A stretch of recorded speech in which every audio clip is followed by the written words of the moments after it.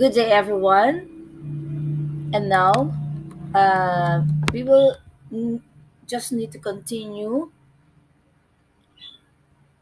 with this session. Topic 8, it's about the strategy in the global environment. So, for the first agenda, it is our objective. First is to have the expected process of globalization and how it impacts the company strategy. So, it's important for us to understand the different process of globalization and how it impacts the strategy of the company. And the next is to discuss the motives for expanding internationally. So, class, actually, if your business is starting to expand, it is important that you know all the protocols in globalization. If you're open with this kind of opportunity, then we need to align our business into a different global standards. So there are certain motives, especially if we want to expand internationally. So let's talk about the global market. What is global environment? So in a global environment, it is something to do with the openness, no, for the business internationally. And if we talk about international, we are open with those opportunities, especially if it is all about the global market. So the environment in global market is very challenging. Well, actually, it's important because even before, they did not need to pay much attention to enter the global competitors. For there were few, and entry was difficult because before, really, there's no means to go out of the country. There's less transportation, so it's a kind of challenging, no? And it's very difficult for a particular company to enter the global market or the global competition. So they need to pay more attention on entering the foreign market because it is actually sometimes it's prohibited. No, there are some restrictions, but nowadays everything has changed. So all of this has now changed. So barriers to international trade and investment have already tumbled, and we are already open with the different countries. They see the potentials of the other market internationally. There's a huge global market now, especially for goods and services, that has been created, and companies from the different nation are entering each other's home markets on an unprecedented scale. So meaning they really need each other, especially on in terms of trading because of the different exchange with regards of the goods and services. There's also increasing intensity with regards of competition.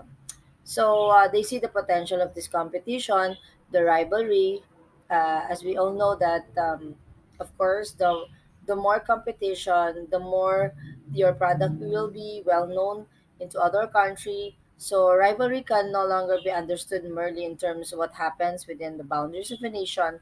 So again, it's also another opportunity wherein the managers now need to consider how globalization is impacting the environment in which their company competes and what kind of strategies of their company should adopt. So their company should adopt some strategies. No, this can exploit the unfolding opportunities and counter competitive threats. So there are advantage and disadvantage of this global market or entering into a globalization. So let's check on the globalization of production and markets. So nowadays, the majority of the countries from different places, they used to be part of this globalization. And with regards to production and market, they used to strategize on how they can earn, from this kind of strategy. And for the regulation, regulation and prohibiting foreign companies from entering domestic market and establishing production facilities or acquiring domestic companies have been removed. So now they are be open as we have said. Also, the Philippines is part of the globalization. We are allowing the other foreign countries to enter, especially for the businesses, no, because it provides us more jobs to be open. And since we are also using some of the imported products domestically, so we are allowing the exportation and importation here. So we are establishing some facilities because we they also need that, because it's like an exchange, no?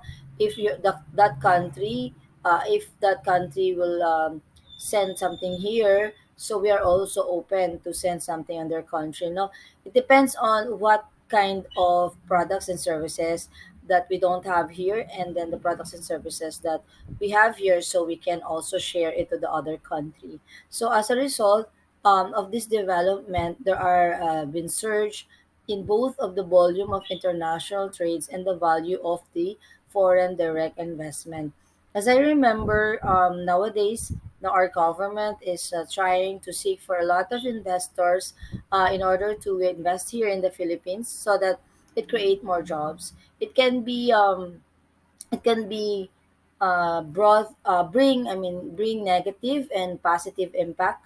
But however, um, all the goal for this is to make sure that it will increase more on the revenue rate of our country. So we are more on the positive impact. So the globalization of production has been increasing. Companies take an advantage of the lower barriers to international trade and investment to disperse important parts of their production process around the globe.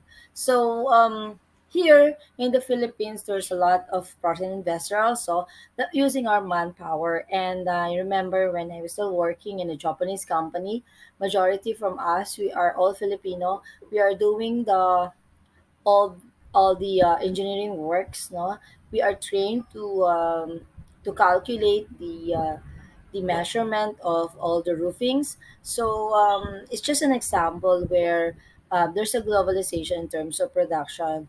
The use of our resources in order to export in their country, because but the impact of this is that they are using our trees not to create furnitures.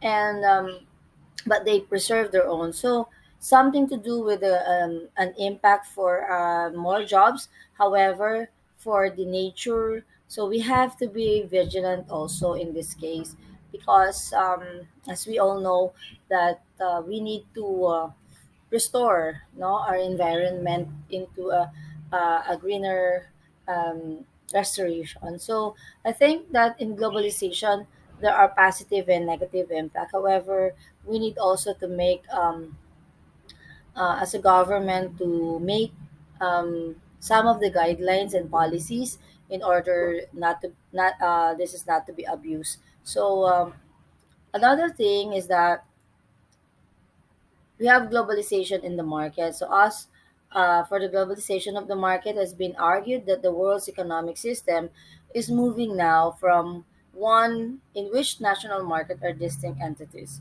So there are markets now that we can target, no, in regards of the trade barriers. And even it's from the distance and with the time interval, and even the culture is different toward this kind of national market. They're already merging into a huge global marketplace. So I think that is part of the advancement into a globalization, especially targeting some other markets. Now, in even on the other country, there also we as we hired by the other company internationally. So I think that it's the other countries also uh, engage in globalization activities, because they also hire people from here in our country. It's a mixed culture, so it's like an exchange of different culture exchange, because we learn from each other, and we adapt some policies and programs from the other country as well. So it is already considered as the national competitive advantage because despite of the globalization of production and market, many of most of the successful companies in an industry are still clustered in a small number of countries. So if we can able to find our success into international market, however, we have to make sure that we will be well known nationally for this would be a greater advantage on our end. So it's important.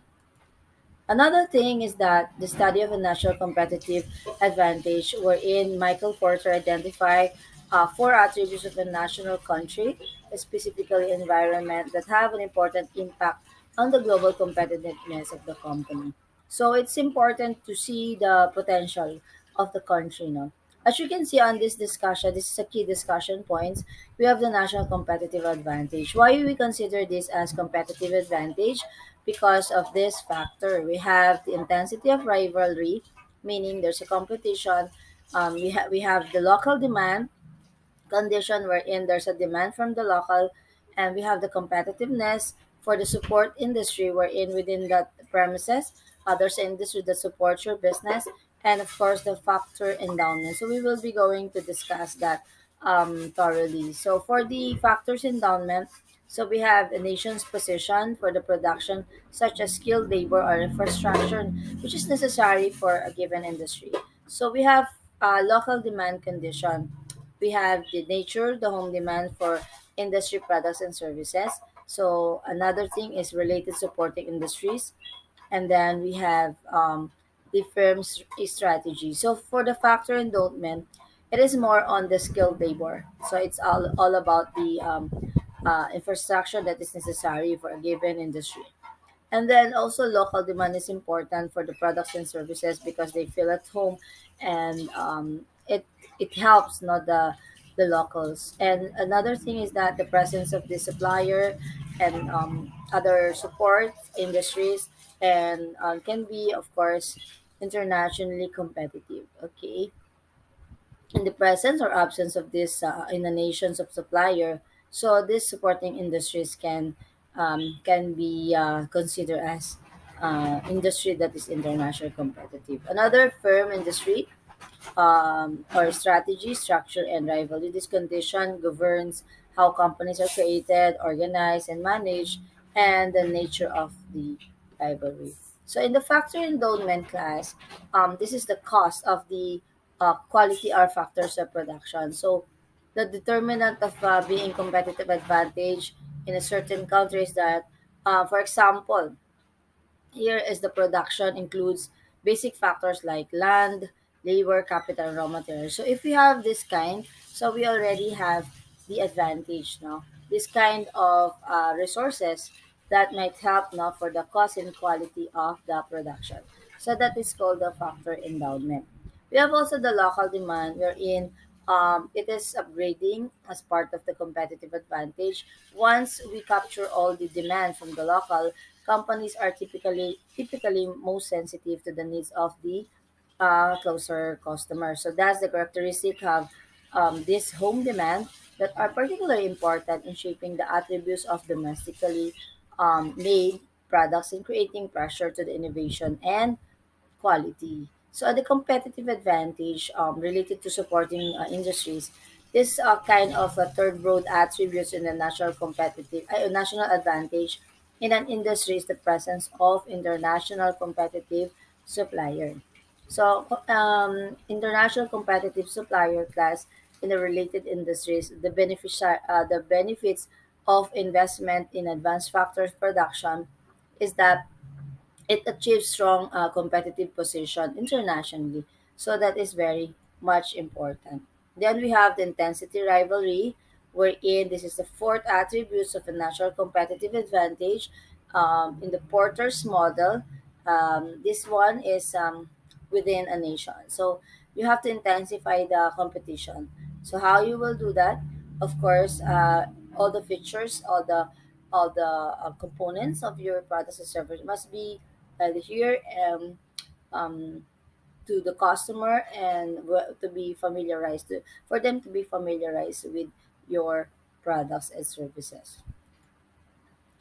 Then we have the increasing profitability and profit through global expansion. Yes, do you agree? Yes, of course.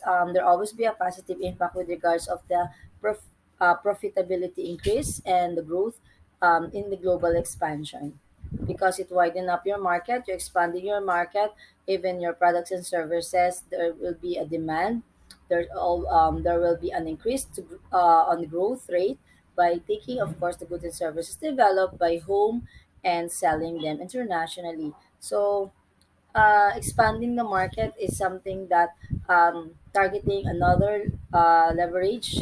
Of course, we need to look into the skills of the the personnel now for a global subsidiary. So skills here are created multinational, meaning that if we are open for a global market, we can adopt some learning and skills internationally with a high standard. So it also the creation of skill that help to lower the cost of production, because they will be going to execute quality works with a higher value.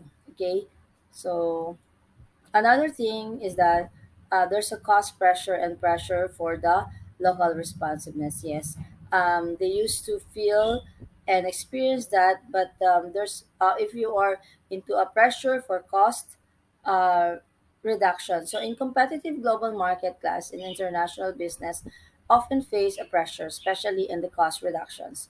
To respond to this pressure, a firm must try to lower the cost of value creation.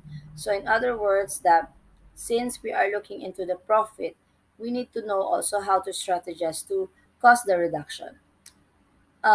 Basically, for the global market, the reduction for the cost of transportation, and especially for the other raw mats that is very expensive, I think they it can help them to lower down once they know the supplier alternatives, no. So it's important for them to have also this kind of strategy, but there's also pressure for local responsiveness. And aside from the taste of the consumer and preference, minsan the infrastructure and tradition is also part of their practices, right?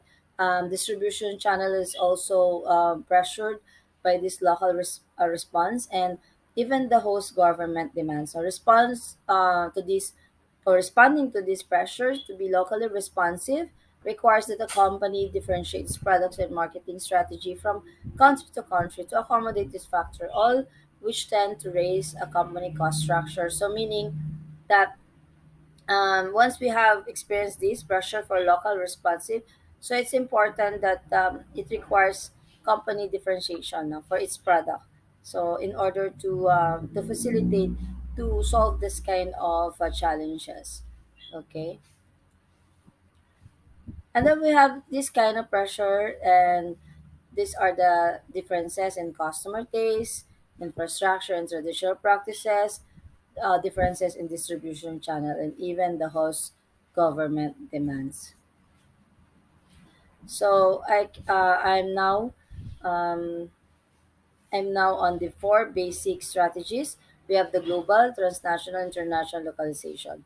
So the first thing for the development is the location, no? So the location itself, we can able to standardize all the necessary transportation, and of course the distribution channel. This can be done through local, no? So we have to strategize in the localization, and then eventually it become international, transnational, until we reach the global standard. So this kind of standard is pressured also for the local responsiveness, and pressured for the other factor, no, um, for this kind of challenges. Okay, so and this kind of standards, like global standards, so there always be a global standard. So once we go abroad, there is formulated standard, especially for all the process and procedures. Like if you go to the cruise line industry, all the procedures for the usage of all the equipments should be trained. No, you should be trained for that usage, and then there's a lot of protocols that you need to follow because it is mandated internationally. This company pursue for this kind of standardization strategy that focus on the profits. So the economy sets its location and its business pursuing for a local strategy. Okay, we have also the localization it focuses on the increased profits now for the goods and services favorable to match on the national market. So it is most appropriate when there are substantial differences across nation in regard to consumer taste. So this is very important. And even the transnational, we have argued that the global standardization strategy make most of the cost pressure and intense, no, and demands for a local responsive. So localization strategy makes most sense when demands for local responsive are high, but a cost pressure are moderate. So meaning that the standardization globally makes most sense, no, when cost pressure intense. So it's important to see the potential of the company, no, entering this kind of market. So the choice of entry mode here we have the exporting, licensing, and franchising. So these are the entry for global markets. So if you want to export, if you want to do the licensing to become well known, we need to patent our products and services, and then of course if we are open for any franchising venture. So entering into a venture like joint venture in a host company, also letting up the wholly owned subsidiary of the host company, which is very important, no? Because, but of course, if you talk about exportation, there always be a drawback. So the first one is that exporting from the company's home base may not be appropriate if there are lower cost location for manufacturing the product abroad. So another drawback is that high transport costs can make exportation uneconomical, and even the tariff barriers, no, exportation is uneconomical. So if there's a threat, no, for tariff barriers, and finally, if there's a delegate marketing activities in each country in which it does business for a local agent, but there is no guarantee that the agent will act in the company's best interest. So we don't know their motives, their intention, if they are looking into the best interest of their client. So licensing is important because it is an international arrangement wherein there's a foreign license to purchase the right of the company to negotiate. So these are the licenses provided for a company, especially if you want to expand internationally. But there's a drawback. First is that it does not give a company a tight control over manufacturing, and of course, if you are licensed, you are competing into the global market, may may make it necessary for a company to coordinate strategic moves across countries so that they profit at the same time, no, in case of a competition attack. So um, it is necessary, no, for the strategic, no, for across the country. So you have to create um, a talk, no, or a plan between the other um, company as well in the other global market that is also connive to our business. And third is that there's a risk associated with the risk with the license technological know-how. Foreign companies, for many multinational companies, technological know-how forms the basis their competitive advantage, and they would want to maintain control over how competitive advantage is put into a licensing. So it's important to also check on the demands of this licensing and franchising in many aspects as well. No? So involved in a long-term commitment. So um, than licensing. Franchising is basically specialized from off licensing in which franchisor not only sells intangible but also franchise. The choice of entry mode, of course, we have the exportation, the joint venture. Okay, joint venture with a foreign company, has been long a favored mode for the entry of new market. And then we have also the joint venture advantages.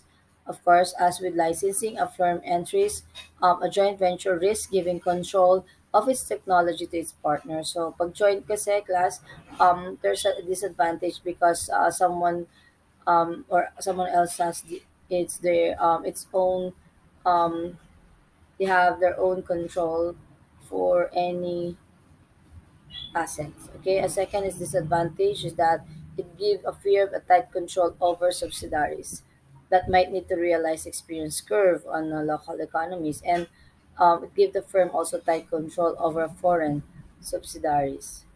Okay, that might need engage and coordinate the attacks against its rivals. So a joint venture is different from first hand experience now with your own company. But this one, if it is joint venture, something to do with all these restrictions. But if it is fully owned subsidiaries, it's one of the 100% that you own the company, and it can be from your parent, can be given by your parents. So, subsidiary in a foreign market, a company can either set a complete new operation in that country or acquire an established host country company and use to promote its products and services. Okay, we have the advantage of this fully owned subsidiary. First is that a company's competitive advantage is based on its control technologically with regards of competency, because it's based the company's losing its control. So second, it gives a company the kind of tight control over operations in different countries. Third is the best choice of the company wants to realize that economy and scales economies and flowing productions standardized output from a single or limited number of manufacturing plants.